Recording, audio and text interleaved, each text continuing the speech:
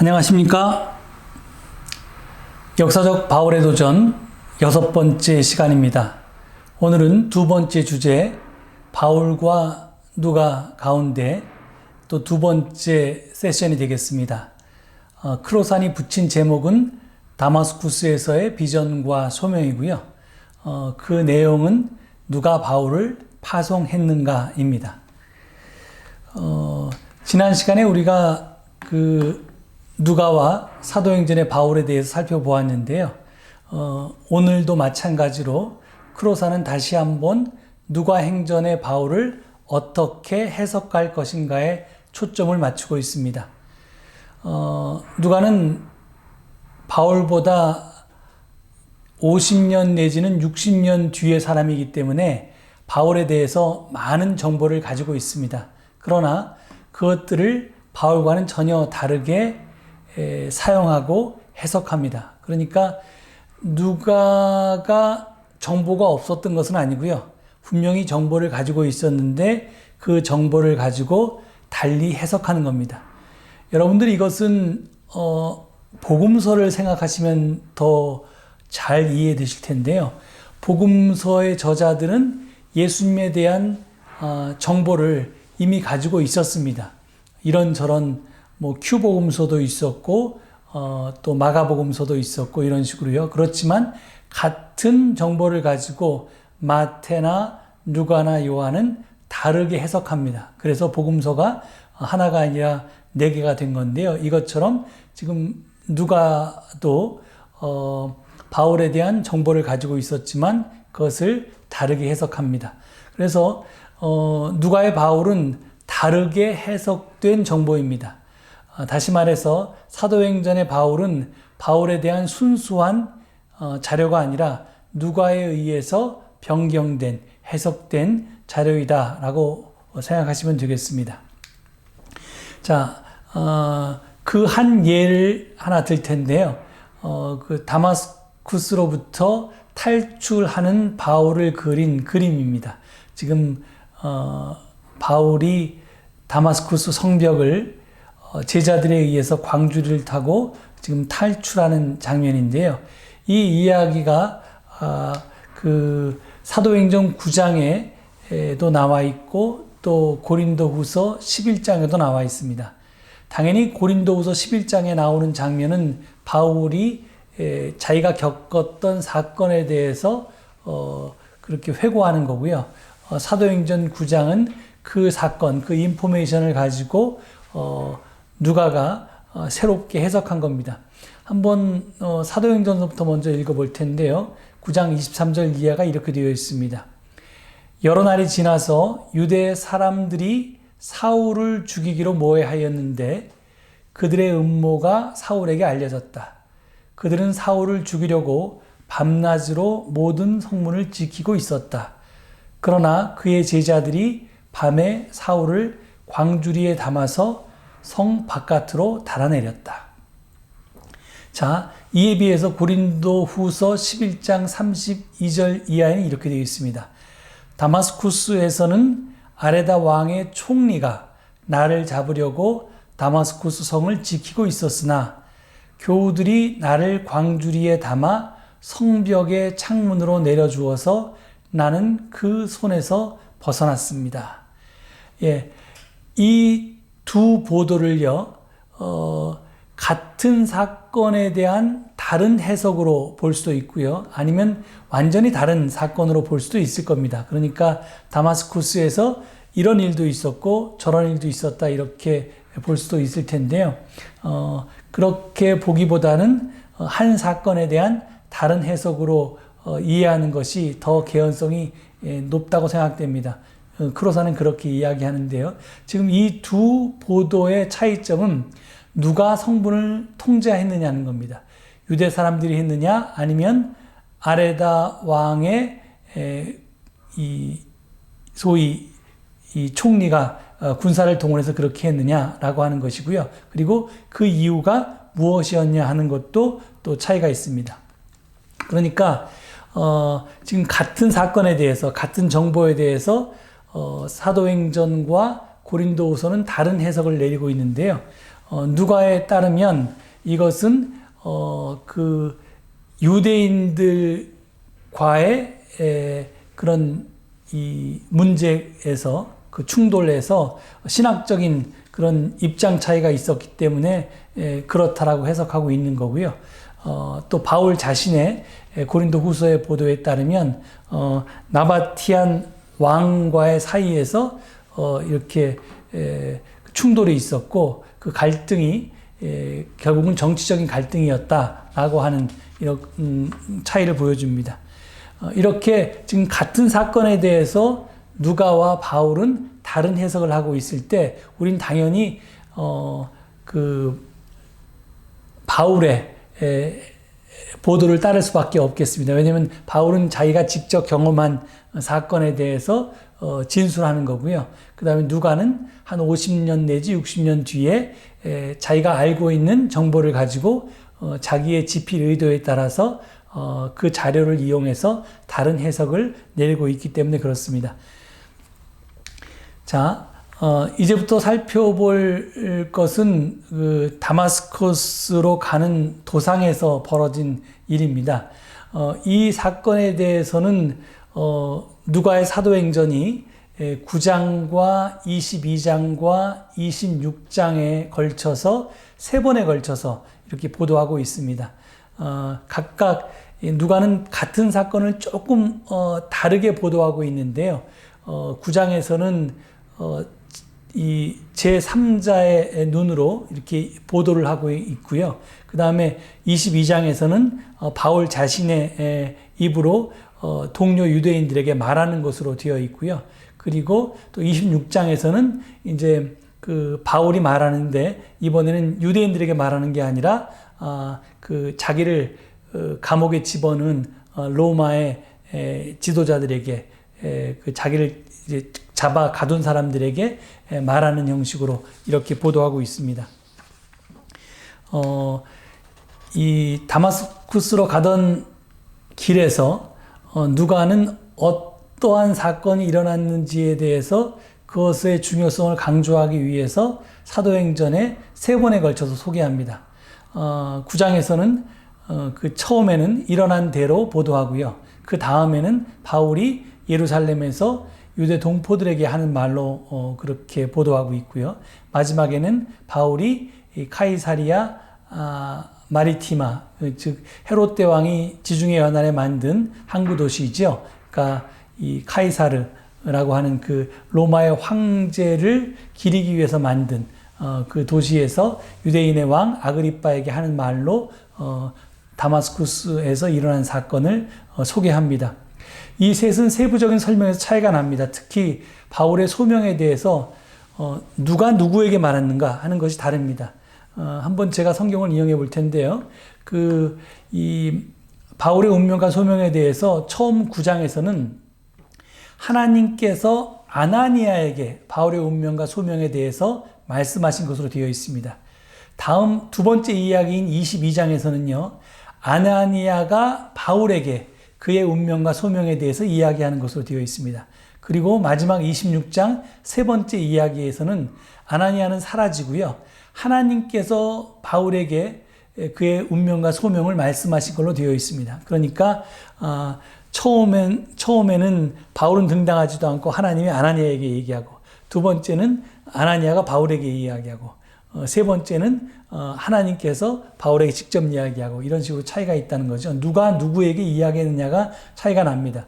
이렇게 세 번의 반복은, 삼중 반복은 누가가 바울의 새로운 소명을 매우 중요한 사건으로 생각했음을 뜻합니다. 그래서 이것을 반복해서 이야기하고 있는데요. 그것은 바울이 로마에 도착해서 두 권으로 된 누가 행전이라고 하는 그의 복음서를 완성한 사람이기 때문에 그렇습니다. 그래서 바울의 운명과 소명이 누가에겐 굉장히 중요하기 때문에 이것을 세 번이나 반복해서 보도하고 있는 것입니다. 자, 그런데 이 사건이 정말 역사적으로 일어난 걸까에 대해서는 좀 몇 가지 의문점이 있습니다. 누가는 바울이 다마스쿠스의 유대인 크리스천들을 처벌하기 위한 예루살렘 압송을 위해서 대제사장의 허가장을 갖고 다마스쿠스로 가던 중이었다고 주장합니다. 9장도 그렇게 이야기하고 22장도 그렇게 얘기하고 26장도 그렇게 얘기합니다. 그런데 이것은 불가능한 일입니다. 왜냐하면 예루살렘의 대제사장들은 그 처형에 관한 법적인 권한이 없었습니다. 그러니까 예를 들어서 예수님을 십자가에 처형한 장본인은 그 자기네들이 자치권이 있었지만 그 처형의 권한이 없었기 때문에 로마 총독 빌라도에게 가서 재판을 받게 한 것처럼 처형에 대한 권한은 로마 당국에 있었지 이 성전 당국에 있지 않았습니다. 그렇기 때문에 이제 그런 권한이 없었는데요. 그러면 그 스데반의 경우는 어떻게 되느냐? 만약에 신성모독죄를 지었을 때는 특별히 제사장들에게 그런 이제 투석형을 처할 그런 권한이 있지 않았느냐 이렇게 주장하는 사람들이 있었는데요. 만약 그런 권한이 제사장들에게 있었을지라도 그 제사장들의 처벌 권한이 로마 속주의 국경을 넘어서까지 자신들의 권한을 행사할 수는 없었습니다. 그러니까 지금 예루살렘의 대제사장이 예루살렘이라고 하는 유대의 영역을 넘어서 이 다마스쿠스라고 하는데 다른 통치 지역에까지 자기의 법적 권한을 확대했다는 것은 있을 수가 없다는 얘기죠. 그래서 지금 그런데 이렇게 왜 무리한 이야기를 여기다 집어넣냐 하면 누가는 한때 크리스천 유대인의 박해자였던 바울의 경력을 이게 정말 이 슈퍼 박해자로 대단한 위력을 가진 그런 박해자로까지 바울을 이렇게 띄워주기 위해서 그 바울의 과거를 좀 과장해서 그렇게 승격시켜 표현한 것이라고 보는 것이 맞습니다. 그리고 이 세 가지 이야기의 좀 차이점, 누가 누구에게 이야기하느냐 하는 것은 차이점이 있지만 또 공통점도 있는데요. 그 일치점이 뭐냐면 중요한 일치점은 그 바울이 이 세 가지 이야기 모두에서 큰 빛을 보았다는 점이 같습니다. 그리고 그가 빛을 보아서 앞을 못 보게 되었을 때 어떤 소리를 듣고 그 소리의 주인공에게 주님이라고 바울이 불렀다는 점이 공통점입니다. 그리고 그 소리는 자기 자신을 예수라고 그리스도라고 밝혔다는 점이 공통점입니다. 그리고 그 체험이 이 큰 빛을 보고 소리를 듣고 그 소리가 자기 스스로를 그리스도라고 밝힌 이 경험이 바울을 변화시켰다는 점이 또 중요한 일치점입니다. 그래서 이 누가가 9장, 22장, 26장 세 번에 걸쳐서 바울의 전향에 대해서 이야기했는데 이 누가의 이야기들은 바울이 본 것은 하늘로부터 비추는 빛이었고 바울이 들은 것은 그리스도의 음성이었다는 점을 강조하고 있습니다. 즉 다시 요점만 얘기하자면 누가에 따르면 바울은 결코 그리스도를 직접 보지 못했던 것입니다. 자, 성경을 제가 한번 인용해 볼 텐데요. 9장에 보면 이렇게 되어 있습니다. 갑자기 하늘에서 환한 빛이 그를 둘러 비추었다. 그는 땅에 엎어졌다. 그리고 어떠어떠한 음성을 들었다. 이렇게 증거하고 있습니다. 22장은 이렇습니다. 갑자기 하늘로부터 큰 빛이 나를 둘러 비추었습니다.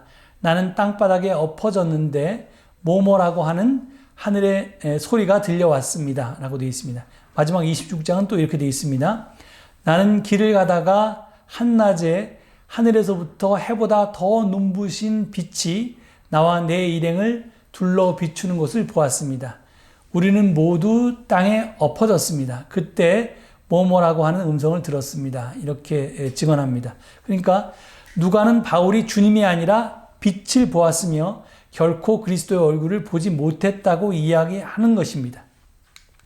자, 그런데 이것이 누가의 증언이라면 바울 스스로는 뭐라고 증언하는지를 한번 확인해 보겠습니다. 그 갈라디아서 1장 11절에서 17절에 있는 말씀을 제가 인용해 볼 텐데요. 여기서 바울은 이렇게 증언합니다. 내가 전한 복음은 사람에게서 비롯된 것이 아닙니다. 그 복음은 예수 그리스도의 나타나심으로 받은 것입니다. 나는 하나님의 교회를 몹시 박해하였고 또 아주 없애버리려고 하였습니다. 그러나 하나님께서 그 아들을 이방 사람에게 전하게 하시려고 그를 나에게 기꺼이 나타내 보이셨습니다. 나는 곧바로 아라비아로 갔다가 다마스쿠스로 되돌아갔습니다. 이렇게 증언합니다.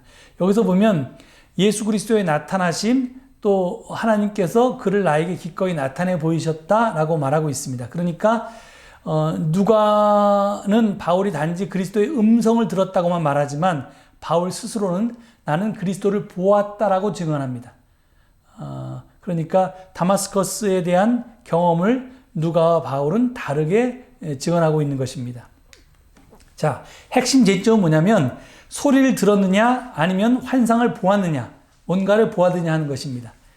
자, 이 둘의 차이점은 굉장히 이제 중요한 결과를 초래하는데요.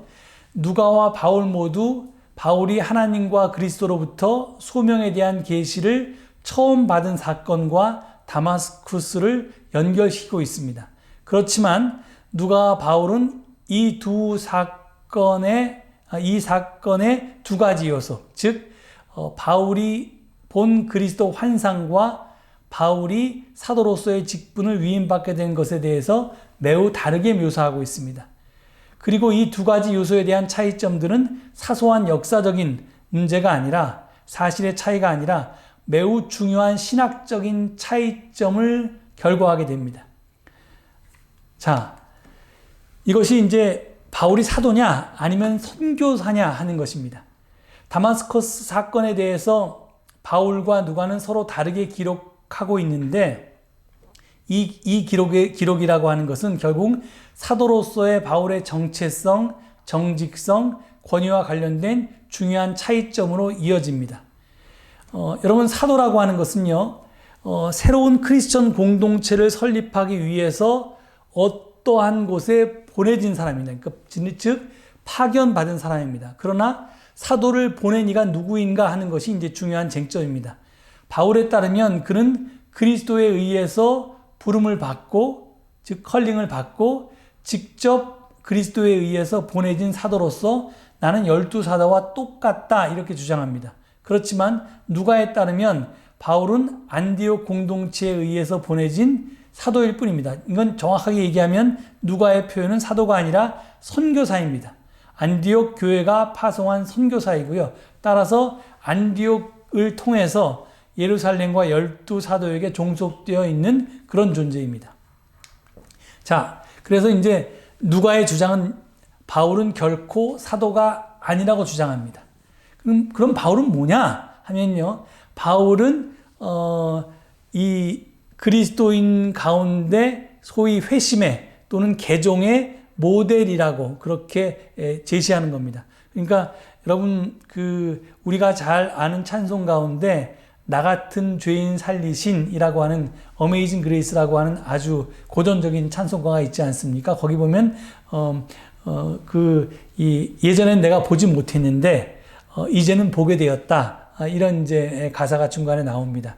그것처럼 지금 이 바울 시대와 달리 한 50년 내지 60년 뒤에 쓰여진 누가의 시대는 벌써 이 크리스천 유대교가 유대교의 한 종파에서 이제 분리되어서 독립하게 된 그런 시기입니다. 이제 독립 초창기죠. 그렇기 때문에 소위 이제 유대교에서 기독교가 분리가 되고 이제 유대교에서 기독교로의 개종이 이제 필요한 건데요. 그런 시점이었는데 지금 누가는 유대교에서 기독교로 개종한 그런 전형적인 모델로서 바울을 제시하는 겁니다. 예전에는 바울이 눈이 있어도 보지 못했지만 이제 예수를 만남으로써 그전까지 못 보던 것들을 보게 되었고, 그래서 진리를 깨닫게 되었고, 거기에 어떤 새로운 길을 보게 되었고, 그래서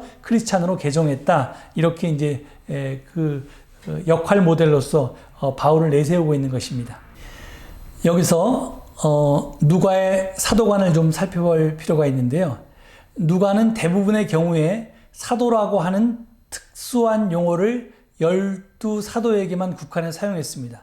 즉 예수는 여기 6장 13절에 보면 자기의 제자들을 부르시고 그 가운데서 12를 뽑으셨다. 그는 그들을 사도라고 부르셨다. 이렇게 증언하고 있습니다. 그러니까 제자는 많을 수 있지만 그 중에서 특별한 사람들이 사도입니다. 그리고 그 사도는 12입니다. 사도행전이 시작되면서 베드로는 예수를 배반한 유다를 대신할 사람을 세워서 12사도라고 하는 숫자를 채우도록 할 필요가 있다고 말합니다. 그러니까 사실 12은 이스라엘의 12지파 공동체를 상징하는 새로운 이스라엘의 대표자들인데요. 그러니까 이제 새로운 하나님의 통치, 하나님의 역사가 시작할 때 이제 그 옛 이스라엘이 십계명을 통해서 새롭게 이스라엘이라고 하는 지파 동맹을 결성했듯이 이제 새로운 이스라엘 형성하기 위해서 12명의 제자, 12명의 사도가 필요했기 때문에 12이라는 숫자가 굉장히 중요한데 그래서 이제 12이라는 숫자에 대해서 딱 사도가 12명이 되어야 된다라고 이렇게 주장하는 겁니다. 이렇듯 누가가 사도를 가리킬 때 12사도를 뜻했습니다. 그들은 예수가 공적인 생애를 시작할 때 불렀던 모아들였던 남자들만의 집단이고요. 이 집단 속에 바울은 결코 들어갈 수가 없었습니다. 그러니까 이 누가에 따르면 사도는 오직 12명이고요. 그래서 더 이상 있어도 안 되고 거기서 모자라서도 안 되고 그리고 처음부터까지 영원히 사도는 꼭 12명이어야 됩니다. 그렇기 때문에 누가복음 사도행전 1장 21절로 26절에 12명에서 유다가 빠지게 되면서 한 명의 사도를 더 보충하는 장면이 나오는데 거기 보면 이제 그리스 단어에 나오는 단어가 안드레스라고 되어 있는데 이게 안드로스의 복수형인데요. 이 안드로스라고 하는 것은 이제 남성을 뜻합니다. 남자 인간을 뜻합니다. 그러니까 남자를 뜻하기 때문에 그러니까 남자 중에 한 명에서 이제 사도를 뽑게 됩니다. 그러니까 그 성경 구절을 제가 한번 읽어보겠습니다. 그러므로 주 예수께서 우리와 함께 지내시는 동안에 곧 요한이 세례를 주던 때로부터 예수께서 우리를 떠나 하늘로 올라가신 날까지 늘 우리와 함께 다니던 사람 가운데서 한 사람을 뽑아서 이렇게 얘기합니다. 여기 때 이 사람이란 단어가 남자 여자를 다 포함하는 게 아니라 안드로스, 이건 남자만을 뜻하는 겁니다. 우리와 더불어 부활의 증인으로 삼아야 할 것입니다. 그리하여 그들은 바사바라고도 하고 유스도라고도 하는 요셉과 마띠아 두 사람을 앞에 세우고서 기도하여 아뢰었다. 모든 사람의 마음을 다 아시는 주님께서 이 두 사람 가운데서 누구를 뽑아서 이 섬기는 일과 사도직의 직분을 맡게 하실지를 우리에게 보여주십시오. 유다는 이 직분을 버리고 제 갈 곳으로 갔습니다. 그리고 그들에게 제비를 뽑게 하니 마띠아가 뽑혀서 11사도와 함께 사도의 수에 들게 되었다. 이렇게 사도행전은 보도합니다. 그러니까 지금 바울이 사도가 될 수 없었던 이유는 예수님이 갈릴리에서 사람을 불러서 예루살렘에서 돌아가실 때까지 쭉 예수와 함께 다니던 남자들 집단에 없었습니다. 바울은. 그러니까 처음부터 사도가 될 자격이 없었다는 거죠. 벌써 그렇기 때문에 누가는 자기의 사도관을 분명하게 가지고 있습니다. 자, 거기에 비해서 바울은 뭐라고 얘기하냐면 나도 사도다 이렇게 주장합니다. 나도 하나님 또는 그리스도로부터 하나님 또는 그리스도의 비전을 환상을 보았고 그 환상으로부터 이렇게 명령을 받은 사명을 받은 소명을 받은 사도다. 그래서 나도 주님을 보았다. 그리고 그 주님을 본 사건이 나의 모든 것을 바꿔놓았다. 지금 바울은 이렇게 주장합니다. 그래서 이제 우리가 잘 아는 부활장 고린도전서 15장 1절에서 9절까지의 말씀을 보면 지금 이제 사도에 대한 이제 쭉 목록들이 나오는데 한번 제가 읽어보겠습니다. 그리스도께서 게바에게, 즉 베드로에게 나타나시고 다음에 12 제자에게 나타나셨다고 하는 것입니다. 그 후에 그리스도께서는 한 번에 500명이 넘는 형제 자매들에게 나타나셨는데 그 가운데 더러는 세상을 떠났지만 대다수는 지금도 살아있습니다. 다음에 야고보에게 나타나시고 그 다음에 모든 사도들에게 나타나셨습니다. 그런데 맨 나중에 다리 차지 못하여 난 자와 같은 나에게도 나타나셨습니다. 나는 사도들 가운데서 가장 작은 사도입니다. 나는 사도라고 불릴 만한 자격도 없습니다. 그것은 내가 하나님의 교회를 박해했기 때문입니다. 이렇게 바울은 이야기합니다. 그러니까 지금 이 고린도서 15장의 증언에 따르면 사도는 12명뿐이 아니라 더 많은 사람입니다. 그래서 게바, 12제자, 또 500명이 넘는 형제 자매들, 그리고 주의 형제 야고보, 그리고 또 여기 모든 사도라고 그랬는데, 그러니까 아주 많은 사람들이라는 뜻이죠. 그리고 마지막에 바울 자신도 포함됩니다. 자, 그래서 그 바울이 계속해서 자기의 서신에서 주장하는 게 뭐냐면, 바울이 고린도 전서에서 내가 사도가 아닙니까? 내가 우리 주 예수를 뵙지 못하였습니까? 보지 못하였습니까? 라고 말하는 것에서 알 수 있듯이 그를 사도 만든 것은 그리스도를 본 것이었습니다. 그러니까 바울은 나는 주님을 봤다. 이렇게 부활한 주님을 봤다라고 이렇게 계속 주장합니다. 그러니까 눈으로 본 것 때문에 바울은 12사도를 비롯해서 초창기의 다른 모든 사도들과 자기가 동등하게 되었다. 이렇게 주장하는 겁니다. 그래서 고린도 전서에서 바울은 나는 사도들 가운데서 가장 작은 사도입니다. 나는 사도라고 불릴 만한 자격도 없습니다. 라고 말하는데 이것은 아무리 작더라도 심지어 내가 사도로서 부적합하더라도 나 역시 많은 사도들 가운데 한 사람이다. 이렇게 말하는 것입니다. 이것은 그의 모든 서신에서 처음에 그 발신인을 밝힐 때 자기 자신을 하나님과 그리스도가 임명한 사도라고 밝히는 부분에서 분명히 드러납니다. 로마서 1장 1절을 보면요. 그리스도 예수의 종인 나 바울은 부르심을 받아 사도가 되었습니다. 나는 하나님의 복음을 전하기 위하여 따로 세우심을 받았습니다. 이렇게 자기 자신을 소개합니다. 고린도전서 1장 1절은 하나님의 뜻으로 그리스도 예수의 사도로 부르심을 받은 나 바울이라고 소개합니다. 또 고린도후서 1장 1절은 하나님의 뜻으로 그리스도 예수의 사도가 된 나 바울 이렇게 또 소개하고요. 갈라디아서 1장 1절도 사람들이 시켜서 사도가 된 것도 아니요. 사람이 맡겨서 사도가 된 것도 아니요. 예수 그리스도께서 그리고 그분을 죽은 사람들 가운데 살리신 하나님 아버지께서 임명하심으로써 사도가 된 나 바울 이렇게 해서 분명히 하나님과 그리스도가 자기 자신을 사도로 임명했다는 점을 매 서신마다 밝히고 있습니다. 자, 그럼 왜 이게 사도냐 아니면 사도가 아니냐 그냥 선고사에 불과하냐 라고 하는 것이 왜 쟁점인가 하는 것이 사실 문제입니다. 그건 뭐냐면 사실 누가 여기에 책임자인가를 묻는 그 결정하는 그런 요소이기 때문에 그렇습니다. 그러니까 지금 지금 여기에서 이 지상에서 누가 예수의 자리를 대신해서 책임을 지는가 아니면 누가 이 지상을 관리하는가 바로 이 문제입니다. 누가는 뭐라고 얘기하냐면 예수님께서 부활하셔서 40일 동안 지상에 계셨고요. 그리고 40일이 지난 이후에 이 지상을 떠났습니다. 남아있는 건 누구예요? 12 사도가 남아있죠. 그리고 그렇기 때문에 그 12 사도들이 이 지상을 관리할 책임을 가지고 있다. 이렇게 주장하는 겁니다.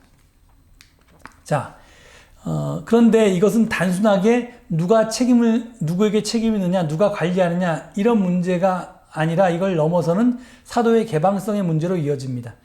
누가와 바울의 사도에 대한 입장 차이는 매우 의미심장한 신학적 함의가 들어있는데요. 하나님과 그리스도는 심지어 부활과 승천 이후에도 하늘로부터 계시적 소명을, 즉 이게 보케이션이라고 하죠. 우리의 소명이라고 하는 이 보케이션을 통해서 직접적으로 사도를 부르는가, 아니면 지상에 있는 크리스천 공동체를 통해서 간접적으로 당신의 일을 맡기시는가 하는 그 신학적 차이가 있다는 겁니다. 그러니까 즉 예수의 승천 이후에 누가 여기에 책임자인가를 판가름합니다. 누가는 크리스천 공동체가, 즉 교회 공동체가 그 책임자라고 말하고 있는 것이고요. 그리고 바울은 지금도 우리와 함께 하시는 예수 그리스도가 책임자라고 말하는 것입니다. 여기는 물론 시대적 차이도 있습니다.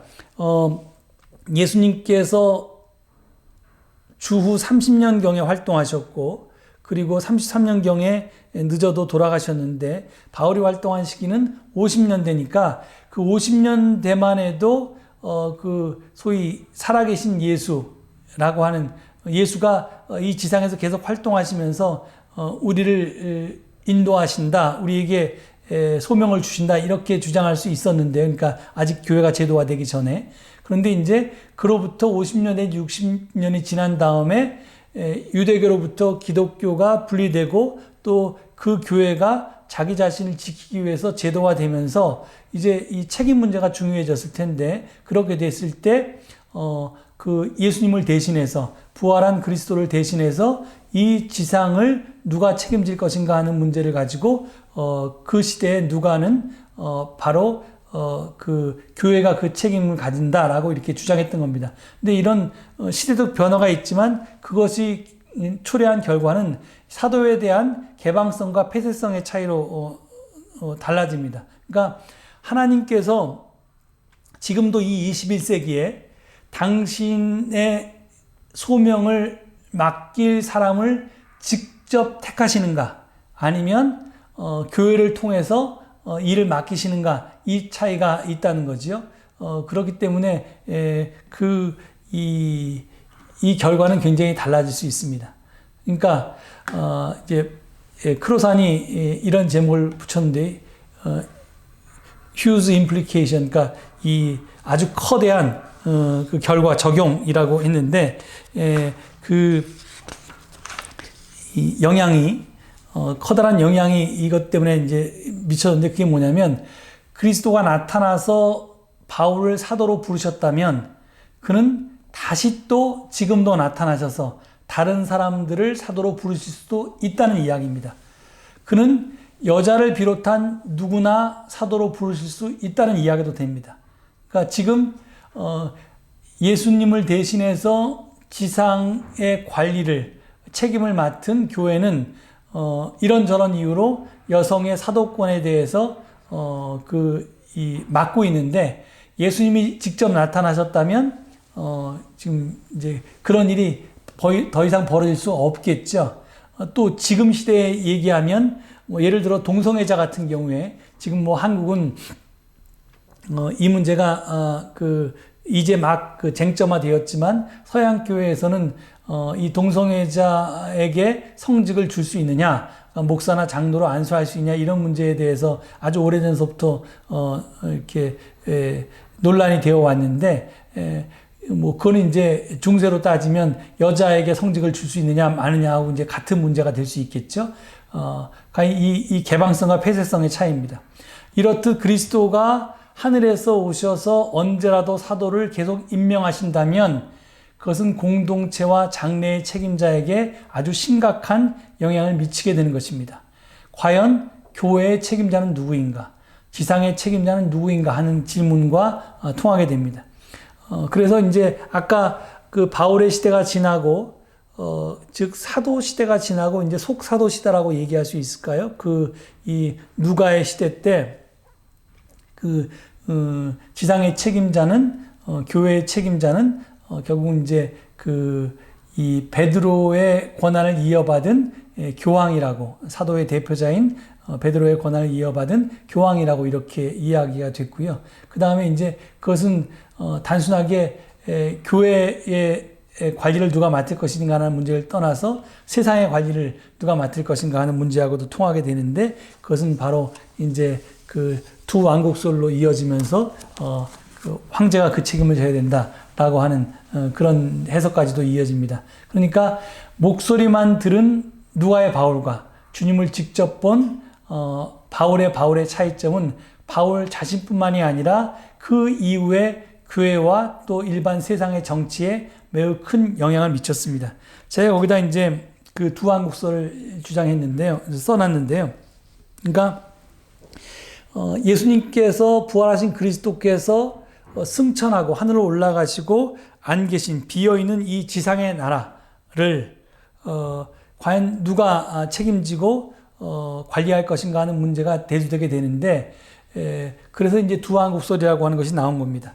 여러분 잘 아시는 것처럼 콘스탄틴 황제 때 이 기독교가 합법적인 종교로 허락을 받았다가 나중에 이제 로마 전체의 유일한 국교로 그렇게 인정받게 되는데요. 그때 한참 초대교회에서 논쟁이 되었던 것이 바로 그 하나님과 예수님과의 관계에 대한 문제입니다. 아리우스 논쟁이라고도 하는데, 아리우스 장로는 하나님과 예수님 사이에 뭐 거의 비슷하지만 그래도 이 한 2% 정도는 차이가 있다. 그래서 이제 예수님의 인생을 더 강조했고요. 그다음에 아타나시우스 는 거기에 대해서 하나님과 예수님이 완전히 100% 똑같다, 동격이다 이렇게 주장했습니다. 근데 처음에 이제 콘스탄틴 황제가 아리우스 장로의 의견에 동의하다가 나중에 아타나시우스의 의견으로 돌아섰는데, 그렇게 돌아서게 된 결정적인 이유가 뭐냐면 두 왕국설 때문에 그렇습니다. 예수님께서 승천하고 없는 이 빈 세상에 이 지배권은 누가 해야 되느냐 하면, 예수님이 직접 계속 통치하실 수 없고 황제인 당신이 그렇게 통치하셔야 됩니다 라고 설득했던 겁니다. 그렇기 때문에 예수님은 완벽한 신으로서 이제 승천하고 하나님과 함께 계셔야지만 그것이 가능하다고 그렇게 설득한 거죠. 이것은 거기서 끝나지 않고 나중에 이제 16세기 종교개혁 때 그 두 왕국설로 이어지는데, 이것은 이제 물론 이제 교회의 통치와 세상의 통치라고 하는 그 용어 때문에 두 왕국이라는 게 나왔지만, 여기서도 이제 종교개혁을 추진했던 루터라고 하는 이제 개혁자가 결국은 루터의 물적 기반, 그러니까 소위 말해서 이제 그 경제적인 후원을 누가 했냐면 중세 봉건 사회의 영주들이 아니라 그건 이제 교황을 지지했을 거고요. 가톨릭을. 그 새로운 이제 신흥 계급이었던 상인 계급들이 이제 그 루터의 종교개혁을 추동했는데, 지금 그 종교개혁 시대 때 그것뿐만 아니라 사실은 그 밑으로부터 억압받아왔던 농노를 비롯한 그 하층 계급들이 농민혁명을 일으켜서 이제 세상을 전복시킬 것을 바랬습니다. 그때 루터는 여기에 대해서 토마스 민초와는 생각을 달리하고 농민혁명을 반대했는데요. 그때도 이제 이 세상은 누가 다스려야 되냐면 왕이 다스려야 된다. 세상의 왕이 다스려야 된다. 이런 주장을 했던 겁니다. 그러니까 이 예수 그리스도가 승천하고 안 계신 이 세상의 관리권, 지배권, 이 누가 책임질 것인가 하는 문제에 대해서 사실은 이 사도가 누구인가 하는 문제는 교회의 역사 속에서 계속해서 이 문제가 되어오고 지금까지도 계속되어 온 문제일 수 있습니다. 그래서 지금 이 누가 복음에 그리고 사도행전에서 주장하는 바울의 모습과 바울 스스로가 자기 사도에 대해서 이야기하는 입장의 차이는 지금 이제 그 역사적인 배경을 우리가 살펴보았는데요. 그 역사적인 배경을 넘어서서 그 이후에 기독교의 역사와 그 다음에 이제 기독교가 지배했던 서양 사회의 역사 속에서 어떠한 그런 영향들을 미쳐왔는가 하는 것에 대해서까지 오늘 살펴보았습니다. 예, 수고하셨고요. 이제 다음에는 다음 시간에 우리 장거리 사도 바울의 선교 전략에 대해서 살펴보도록 하겠습니다. 수고하셨습니다. 감사합니다.